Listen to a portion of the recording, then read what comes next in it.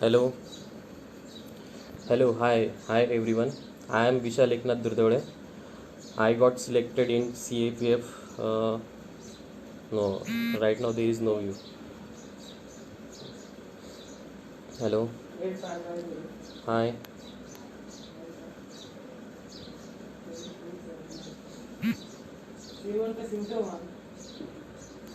hello, yes. Now I think it's 12 o'clock. Let's start. Good noon to everyone. I am Vishal Eknath Durdode. I got into the CAPF in 2016 exam and I got allocated the CRPF. Before starting this, I would like to introduce myself. I have done my mechanical engineering from COEP college. After that, I have worked with SR Projects India Limited for 26 months. After that, while working, I have decided that I will go for the civil services preparation, and then I started for the civil services preparation. While preparing for the civil services, I have also completed my law from ILS Law College. There is comment that Hindi में बोलना चाहिए. Okay, I will try Hindi and English both. तो मैंने ILS से मतलब law भी complete किया है. 2018 में पास आउट हुआ हूँ. While preparing for the law, while doing law, I got selected in 2016. Now I joined. I took extension of 1 year so that I can prepare civil services more. Then in 2019, after extension, I was not able to qualify in civil services, so I joined CRPF. During the training also, because of some issues, I took EOL, and because of that I got relegated, and I will be undergoing through training in next batch. So the topic of today is how to become assistant commandant. So I will directly put forth मतलब direct शुरू कर देते. हिंदी बहुत मतलब comments आ रही है कि हिंदी में बोलो.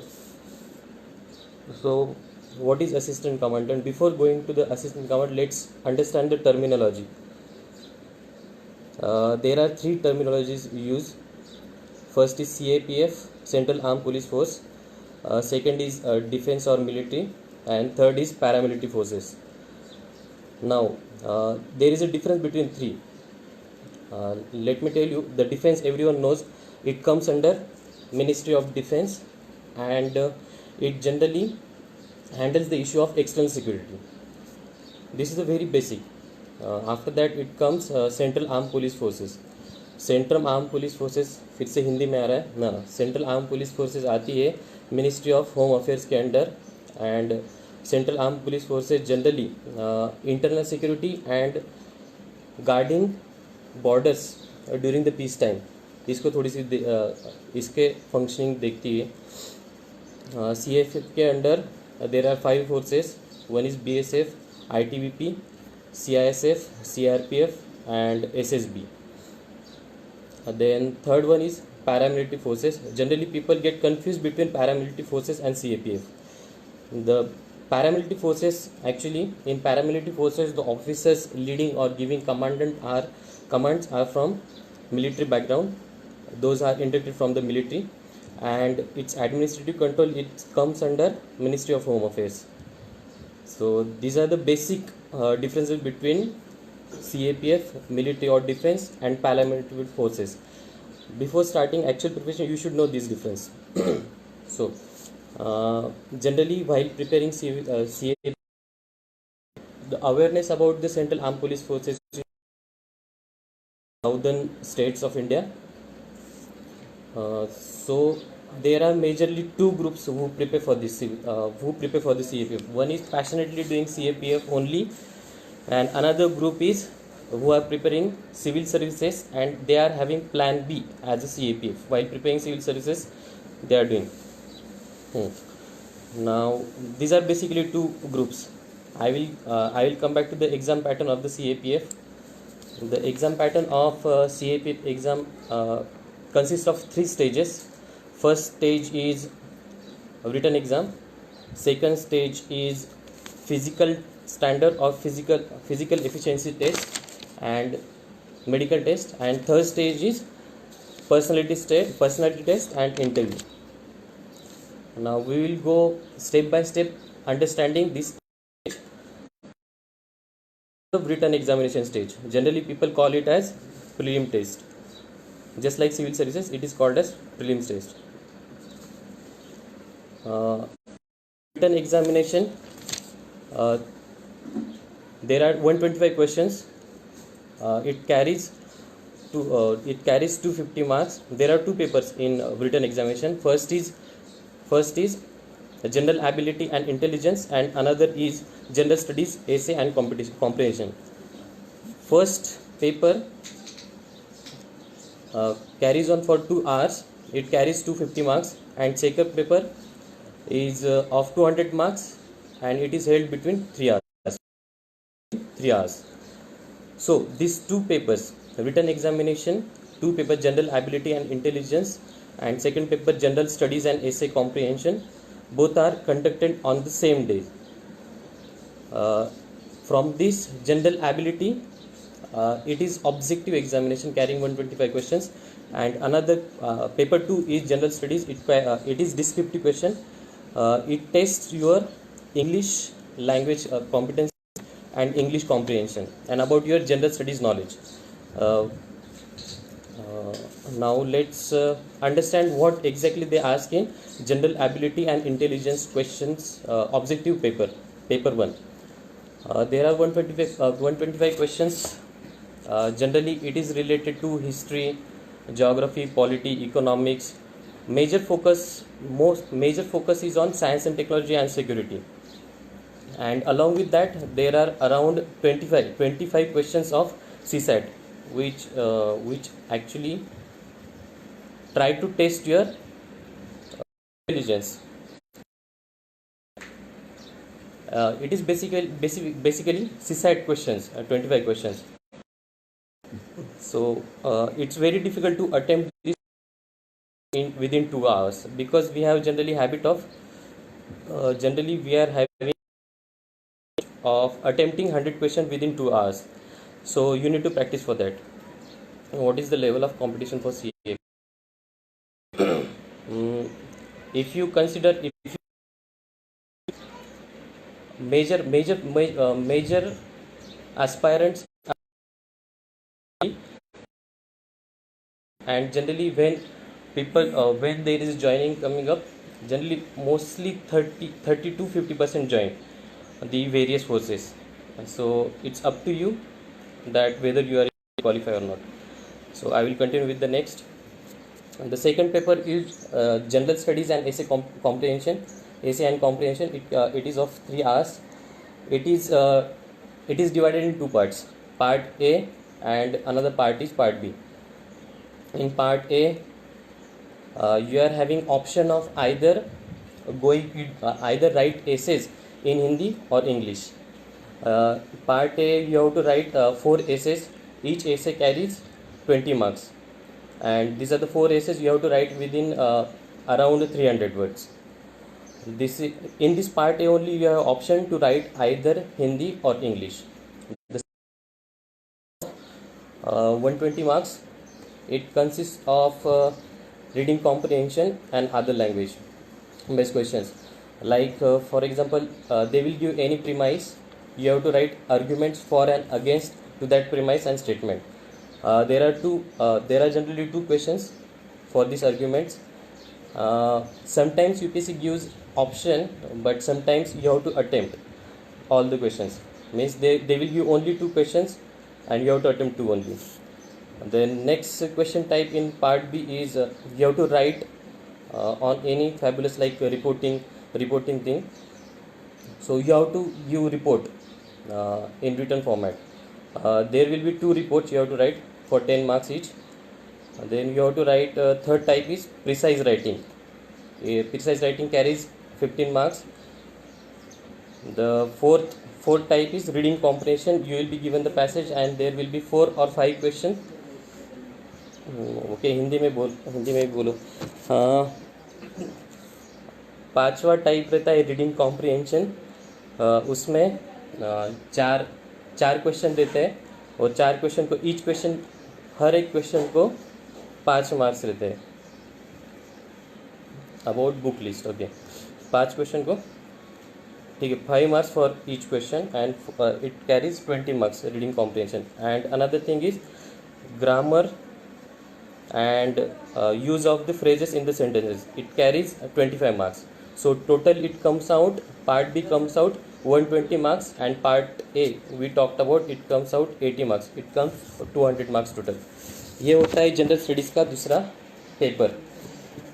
अब ये हो गई रिटन एग्जामिनेशन. रिटन एग्जामिनेशन में मैं पहले पूरा मतलब ये एग्ज़ाम का पैटर्न बोल देता हूँ, बाद में बुक लिस्ट के बारे में बोलता हूँ. ठीक है.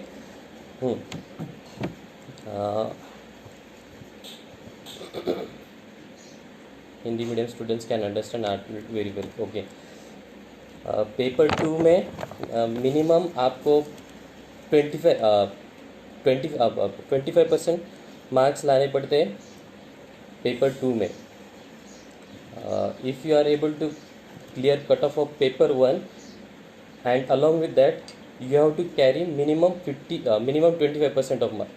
कम से कम 25% मार्क्स आने चाहिए आपको पेपर 2 में, तभी आप एलिजिबल रहोगे मतलब एग्ज़ाम कट ऑफ क्लियर करने के लिए.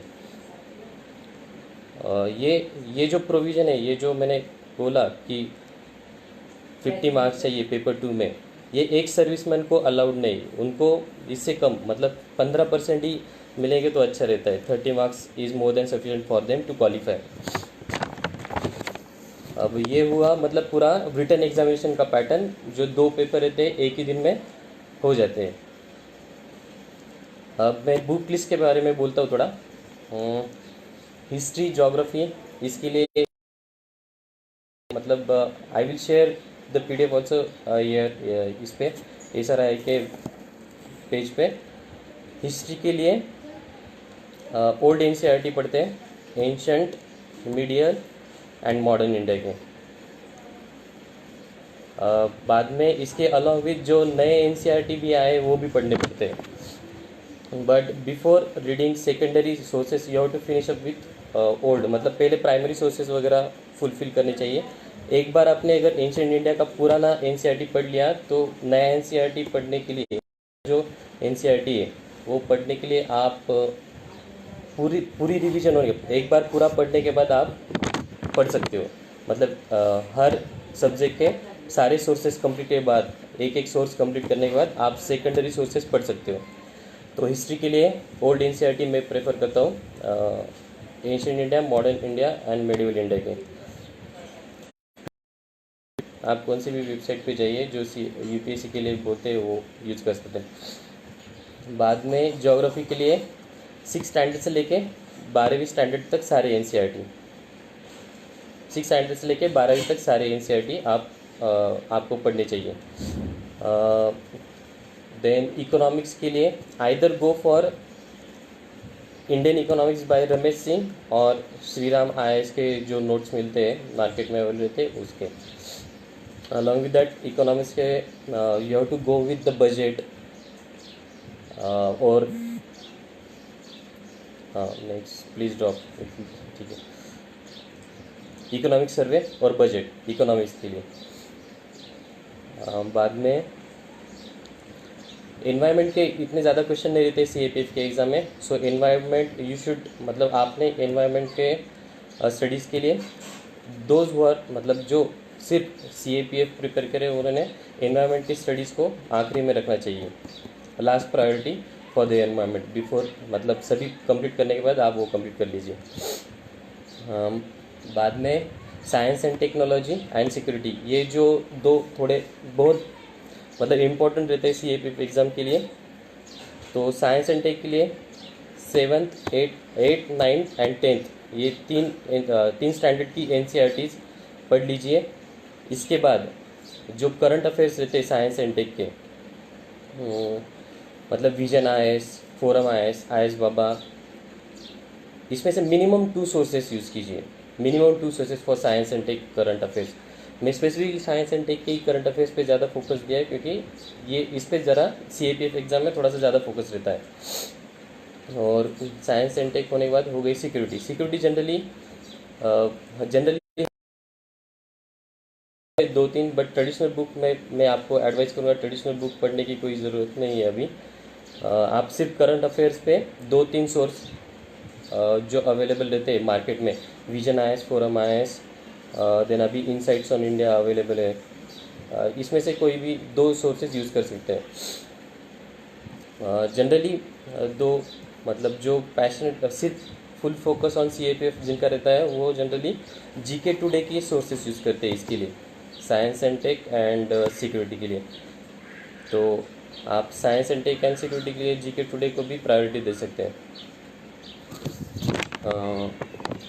बाद में हाँ, for completing this whole syllabus you should, मतलब आपने फर्स्ट रिवीजन के लिए आपको मतलब 3-4 रिवीजन तो बाकी चाहिए। तो जो भी अभी मैंने सोर्सेज बोले पेपर 1 के लिए रिटन एग्जामिनेशन के, आपने ये 3 महीने में कंप्लीट करने चाहिए। बाद में आपको इसको रिवाइज कर सकते हैं।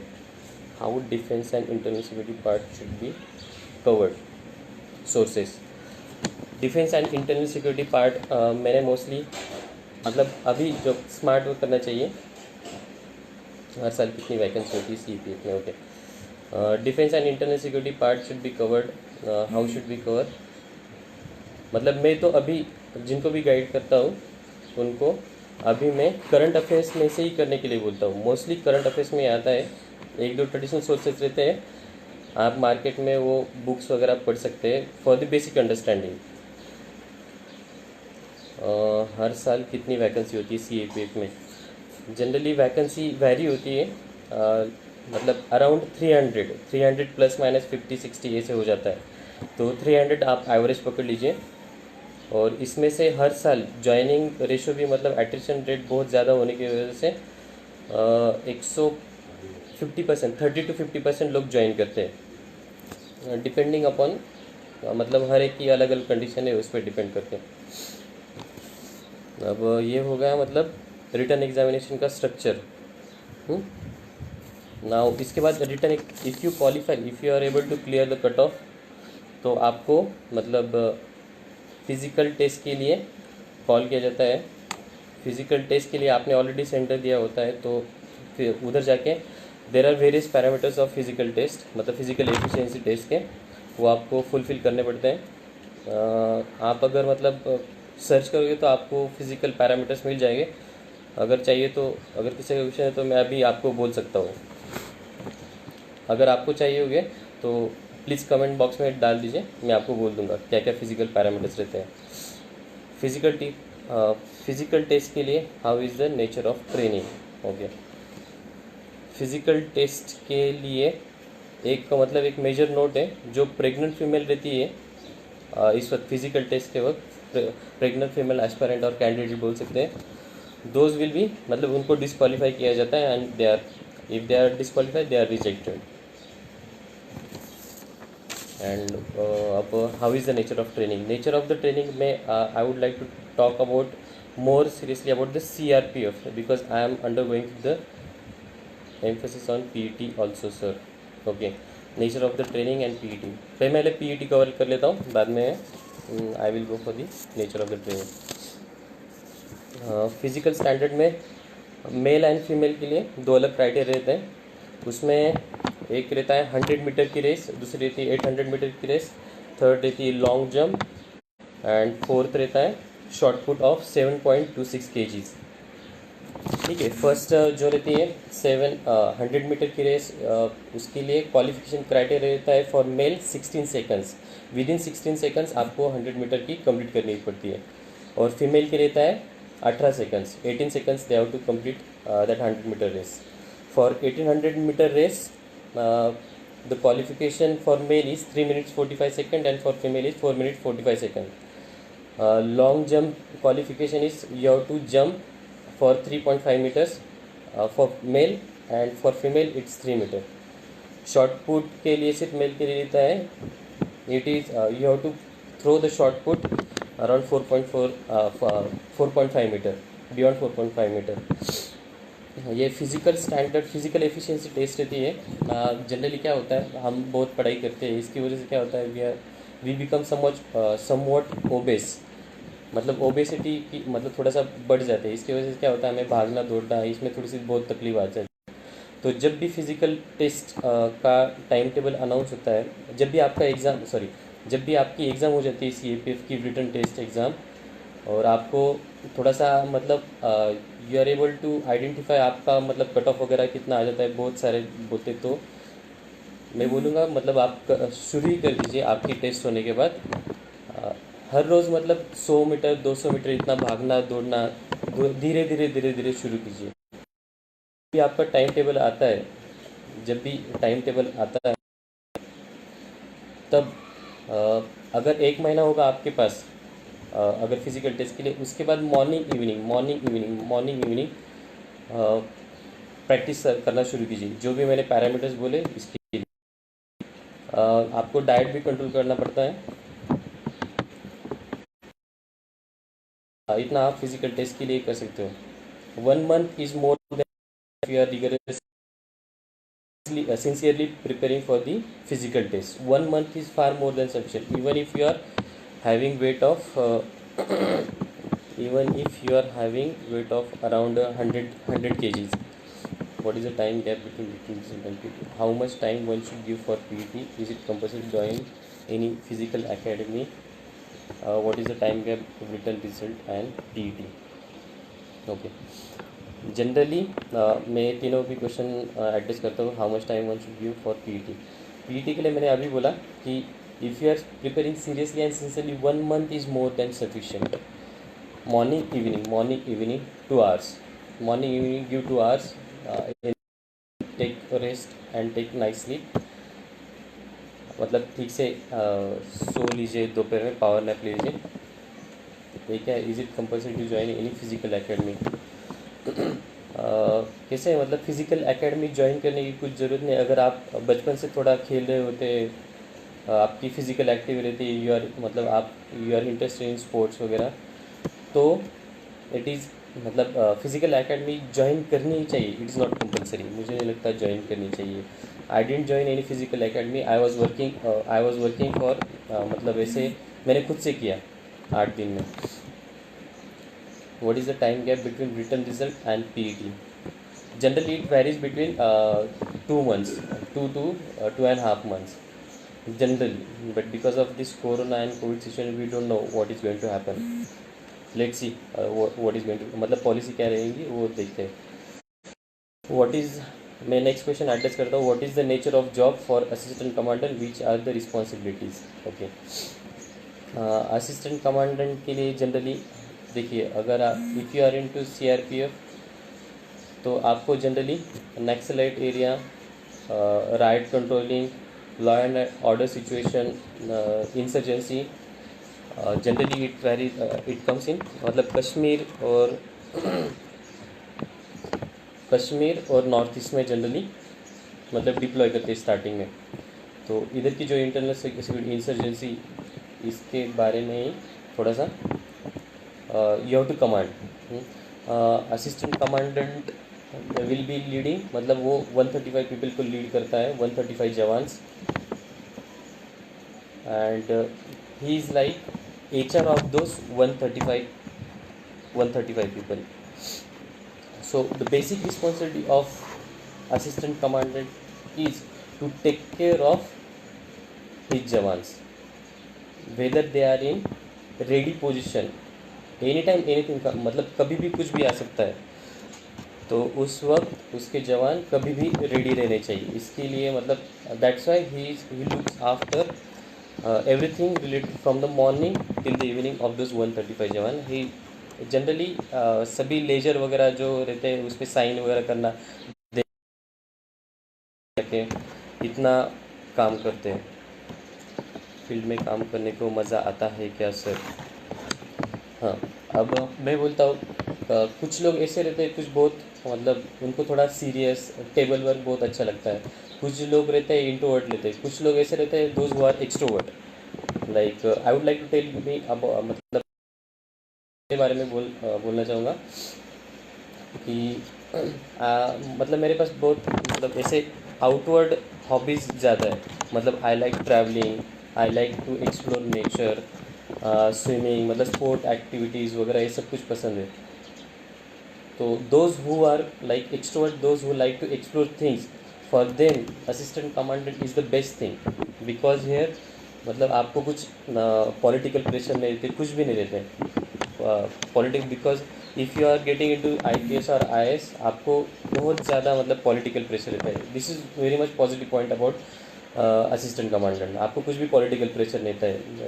मतलब आप कुछ भी जो डिसीजन मेकिंग की जो आपको पावर है उसमें, इसकी वजह से मुझे लगता है I am the right person for this job. मतलब मुझे मज़ा आएगा when I will after the training when I will join.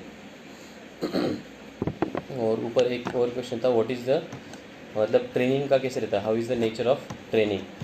Training में कैसे रहता है, early morning you have to wake up. मतलब संडेज का सॉरी समर में आपको जल्दी जल्दी उठना पड़ता है 4:30 को ही। From 4:30 morning till 10:30 evening you are continuously busy, you are continuously they मतलब आपको ऐसे बना देते हैं कि you won't believe after training you will मतलब जो एक साल रहता है, जो 52 वीक का ट्रेनिंग, उसके बाद आपको ऐसे लगता है व्हाट वेयर यू, एंड आपको खुद को ही पता चल जाता है कि जो ट्रेनिंग करने से पहले आप क्या थे और ट्रेनिंग करने के बाद आप क्या बन गए हो। इस ट्रेनिंग में आपको मॉर्निंग में पीटी रहता है। PT is like earlier stage में आपको 5 किलोमीटर वगैरह इतना दौड़ाते हैं। बाद में एक बार आपको मतलब थोड़े उससे मतलब थोड़ा अच्छे अच्छे करने लगेंगे तो आपको बाद में 20 to 25 किलोमीटर्स का रन रहता है। अलॉन्ग विथ आपके पास एक राइफल रहती है 4 kg की, पीछे पाउच एंड पिट्टू रहता है।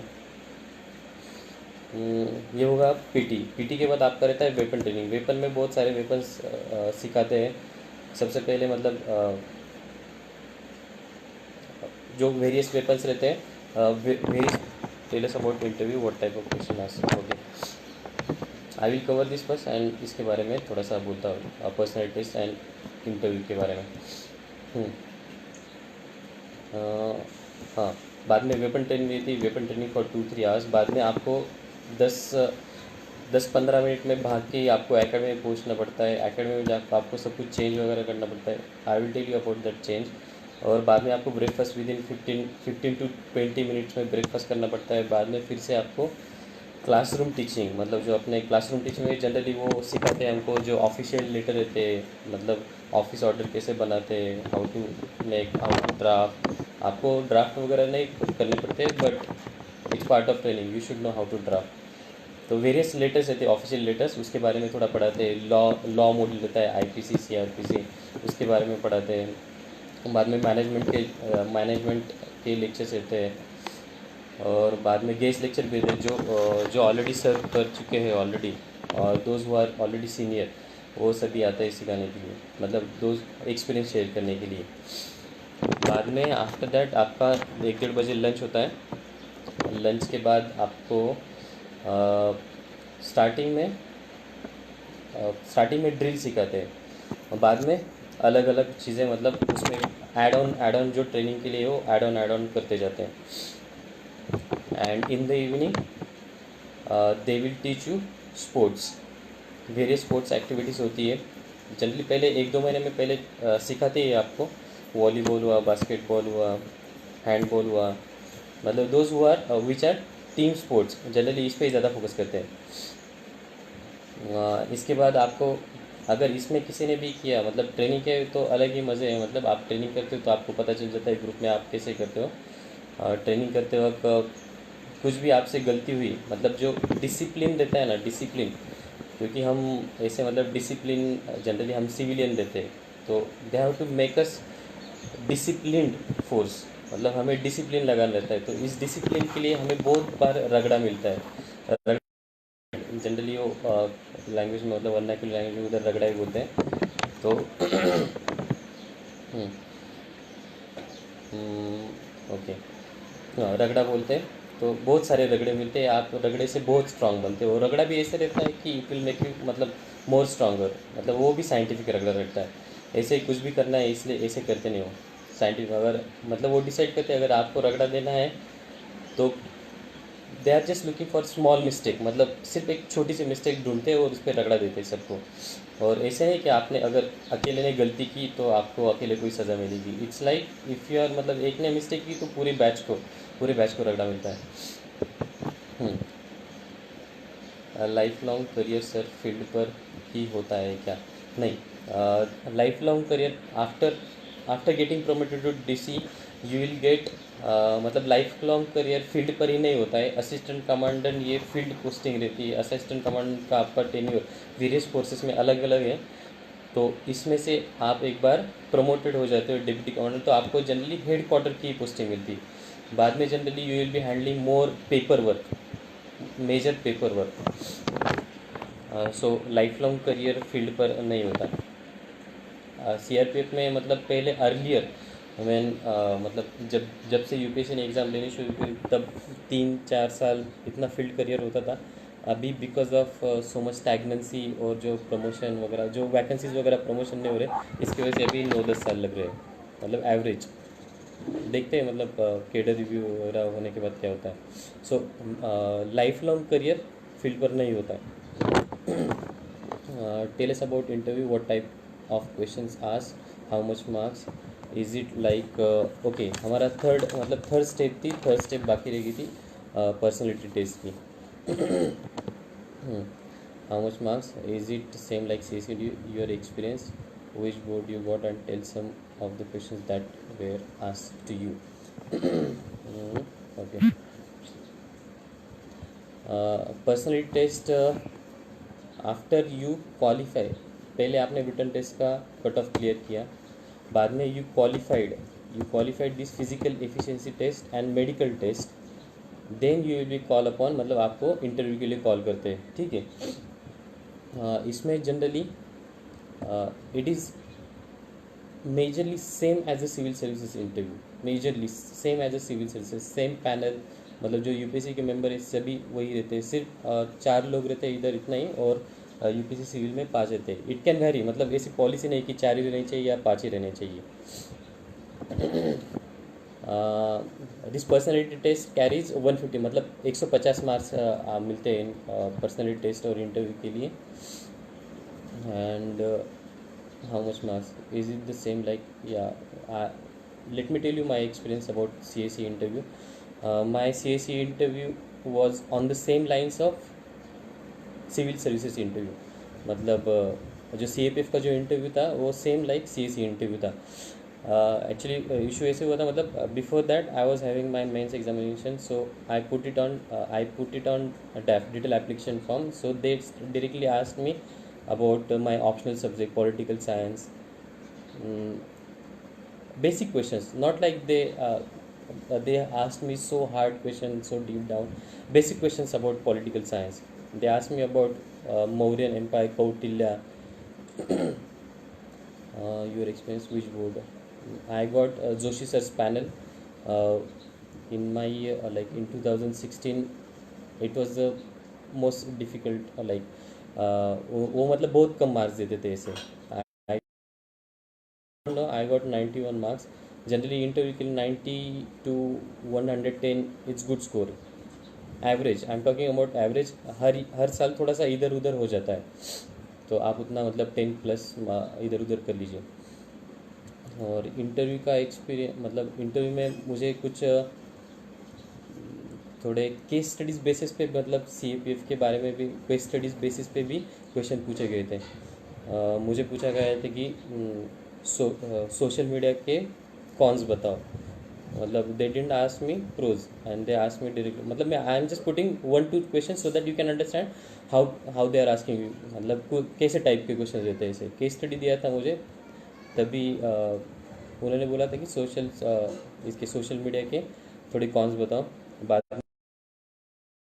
deployed in Jammu and Kashmir and there is a mob in front of you, whether you will use pellet guns or not? ऐसा एक क्वेश्चन था। बाद में और एक केस स्टडी थी।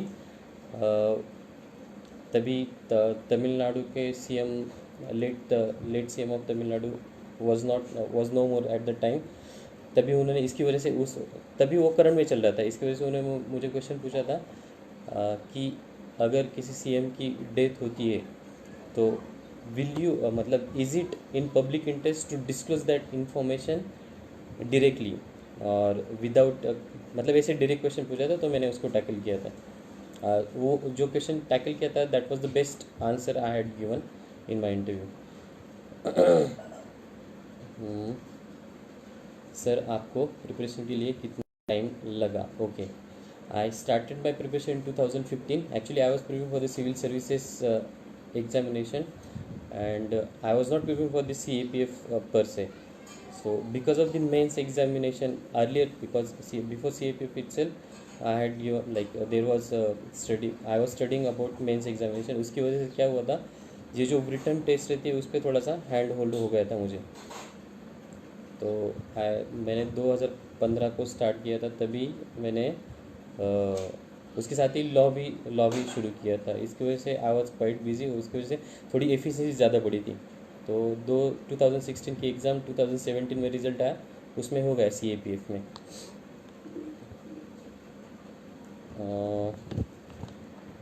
अब हो गया पर्सनैलिटी, मतलब हमने अभी तक कवर क्या क्या किया है। We looked after the terminology, then pattern of the examination. Sir salary and perks के बारे में बताइए। ओके, अभी मतलब अब CAPF मतलब CAPF exam, this is group A service, so salary and perks are equal to all the group, मतलब all the group A services. Basic pay is 56,100 rupees. From that मतलब NPS वगैरह थोड़ा आपका cut जाता है, और बाद में आपको बाकी अलाउंसेस बहुत मिल जाते हैं। इफ़ यू आर अगर आप सिर्फ फोर्स में रहने वाले हो, if you are like passionate about the forces, after finishing off training the salary of मतलब फील्ड पोस्टिंग के लिए रिस्क अलाउंस एक स्पेसिफिक रहता है। फोर्सेस के लिए रिस्क अलाउंस मिलता है 25,000 मोर, मतलब जो भी आपकी सैलरी बनती है उसके ऊपर 25,000 आपको रिस्क अलाउंस मिलते हैं। और बाकी फैसिलिटी सब कुछ अवेलेबल रहती है, मतलब you can avail home loan वगैरह, जो भी ग्रुप ए सर्विस को फैसिलिटीज़ है, सभी फैसिलिटीज़ आपको CAPF के लिए भी मिल जाती है। मतलब जो 23 से अराउंड 24 सर्विसेज है जो हम CAC में देते हैं, उसमें जो फैसिलिटी थी सभी इधर फैसिलिटी थी। ट्रेनिंग हार्ड होती है क्या? प्लीज़ सर ट्रांसफ़र्स कितने फ्रीक्वेंट होते हैं? ओके, ट्रेनिंग हार्ड होती है। जनरली क्या होता है, अगर हम थोड़े आउटवर्ड मतलब एक्सट्रोवर्ट मतलब बाहर वाले उसमें मतलब ज़्यादा इन्वॉल्व होगी कि फिजिकल एक्टिविटी कम करते होंगे, तो हमें थोड़ा सा डिफ़िकल्ट लगता है स्टार्टिंग फेज़ में, पहले सिर्फ 1-2 महीने में, लेकिन बाद में you will get use to it, और आपको ही ईजी लगने लगता है, आपको बहुत ईजी लगने लगता है।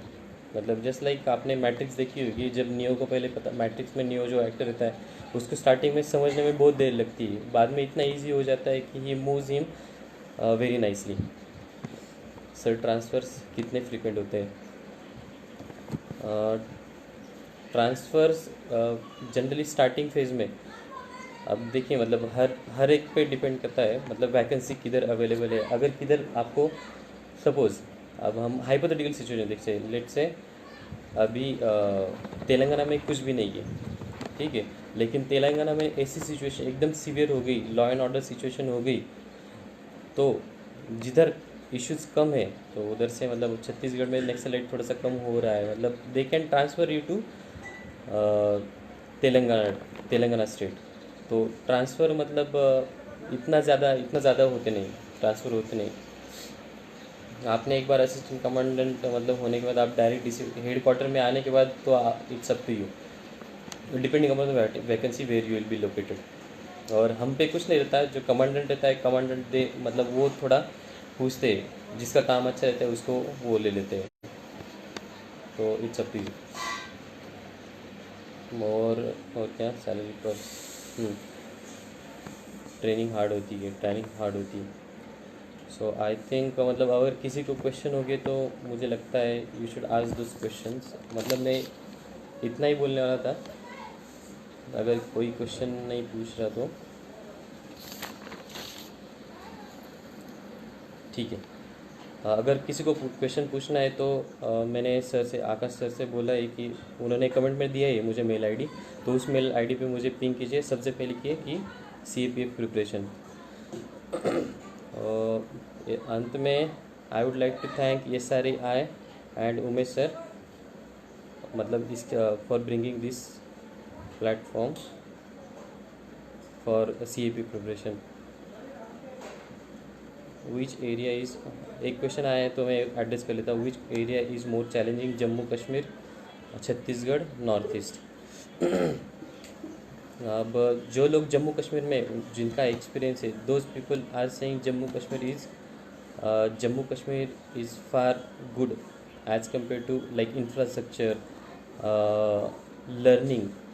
इनिशियली क्या होता है, इनिशियल स्टार्टिंग में आपको लर्निंग करना पड़ता है, मतलब if you want to get expertise, थोड़ा सा लर्निंग के लिए जम्मू कश्मीर अच्छा रहता है as compare to Chhattisgarh and north east. Because Chhattisgarh and मतलब अभी इंसर्जेंसी और ये भी थोड़ी सी कम हो चुकी है, नॉर्थ ईस्ट में भी थोड़ी कम हो चुकी है, और छत्तीसगढ़ में भी नक्सलाइट इसकी वजह से।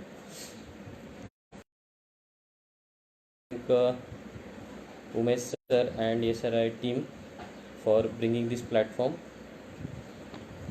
होपफुली मतलब अगर ऐसा ही कुछ रिस्पॉन्स मिला तो हम डिटेल में CAPF, how to prepare for the CAPF, हम डिटेल में